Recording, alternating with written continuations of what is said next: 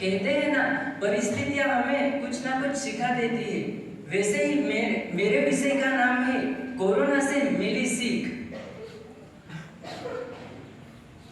दुनिया के हर देशों में अलग अलग छोटे मोटे बीमारियां चलती रहती है, पर पता नहीं कुदरत का करिश्मा भी कैसा है कि हर 100 सालों में एक ऐसी महामारी आती है जो पूरे विश्व के अधःपतन का कारण होती है। जैसे कि 1720 में प्लेग, 1820 में कोलेरा, 1920 में स्पेनिश फ्लू और अब कोरोना। ये सब अब तक की सबसे बड़ी महामारियां हैं। इससे हम अंदाजा लगा सकते हैं कि आने वाले 100 सालों में कुछ और भी हो सकता है। कोरोना काल में हमें कई कठिन मुश्किलों का सामना करना पड़ा था, लेकिन इन सारी नकारात्मक प्रभावों के बीच हमने हमारी जीवन शैली में कुछ ना कुछ सीखने को मिला है। मैं आपको बताता हूँ कि कोरोना ने हमें क्या सीख दी, हमारे जीवन शैली को कितना प्रभावित किया, कैसे बदला। कहते हैं ना, जो होता है अच्छे के लिए होता है। कोरोना के प्रभाव से परिस्थिति बहुत खराब थी, तब कोरोना ने ही आयुर्वेद के प्रति लोगों का ध्यान खींचा। हमें सिखाया कि रसोई में पाए जाने वाले मसाले जैसे कि हल्दी, लौंग, इलायची, अजवाइन आदि हमें तंदुरुस्त रहने में कैसे मदद करेंगे। साथ ही हमारे आसपास पाए जाने वाले पेड़ पौधे तुलसी, नीम, अड़ूसा के पत्तों का इस्तेमाल करके हमने घरेलू औषधियों बनाना सीखा। मुश्किल वक्त गुजर जाएगा, यही हमने जताया है। मुश्किल वक्त गुजर जाएगा, यही हमने जताया है। इस कोरोना काल में लोगों ने भारतीय संस्कृति को जगाया है। तब हमने आलिंगन छोड़ और हाथ मिलाने के बजाय नमस्ते को अपनाया है। इस तरह अपने भारतीय परंपरा को पुनर्जीवित किया। कोरोना के दौरान छोटी छोटी दुकानों से लेकर बड़े बड़े कारखानों तक सब बंद था, सिवाय के जरूरतमंद चीजों के कारखानों के सिवाय।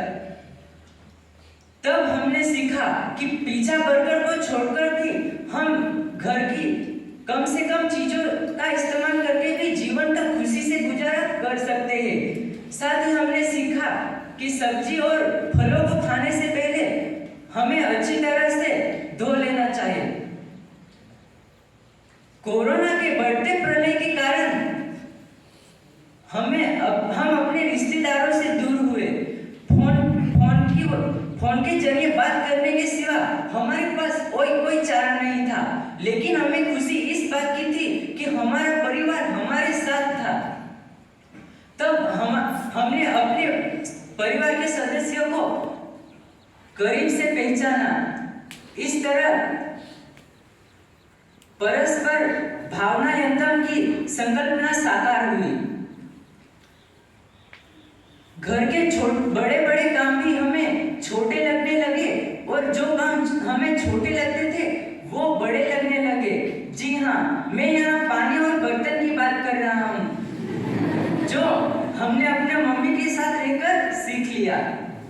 कोरोना काल के कारण ही हमने अपने रियल हीरो सोल्जर को पहचाना, जो अपने परिवार की चिंता किए बिना अपने घर की राह भूलकर अपना फर्ज निभाने के लिए सदा तत्पर थे। जी हाँ, मैं डॉक्टर, आर्मी, पुलिस और मेडिकल से जुड़े उन सभी लोगों की बात कर रहा हूँ जिसने कोरोना काल में लोगों की मदद करने के लिए अपना हाथ आगे बढ़ाया था। उनसे हमें सीखना चाहिए कि परिस्थिति चाहे कितनी भी गंभीर क्यों ना हो, हमें अपना फर्ज निभाना है, कभी पीछे नहीं हटना है।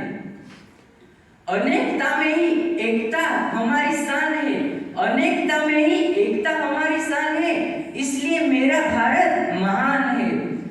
उस वक्त कोरोना के वक्त कुछ ऐसी घटना बनी जिसे हमें पता चलता है कि हम लोगों में कहीं ना कहीं एकता का अंश छिपा है। जरूरतमंद लोगों की मदद करने से इंसान नहीं चुका, ना जाति देखी ना धर्म। गरीब और निर्धन लोगों की मदद सरकार के अलावा कई व्यक्ति तौर पर भी की गई। इससे हमें महसूस होता है कि इंसानियत अभी भी जिंदा है। कोरोना के कारण ही वसुधैव कुटुंबकम की भावना जागृत हुई। विश्व के कई देशों ने अपने साथी देशों को दवाइयाँ और मेडिकल इक्विपमेंट भेजे। इससे उन देशों की संबंधों की गहराई और बढ़ गई। दोस्तों, अंत में इतना ही बताना चाहूँगा, कोरोना काल का कठिन समय का सामना करते हुए हमने जो अच्छी बातें सीखी है उनको बरकरार रखना है। इसलिए अपना ख्याल रखिए, सुरक्षित रहिए और कोरोना जैसी महामारी को अपने पास भी भटकने मत दीजिए, क्योंकि कोरोना तो खत्म होने ही वाला है। बस अपनी प्यारी और अच्छी भावनाओं को कभी खत्म मत होने दीजिए। जय हिंद, जय भारत।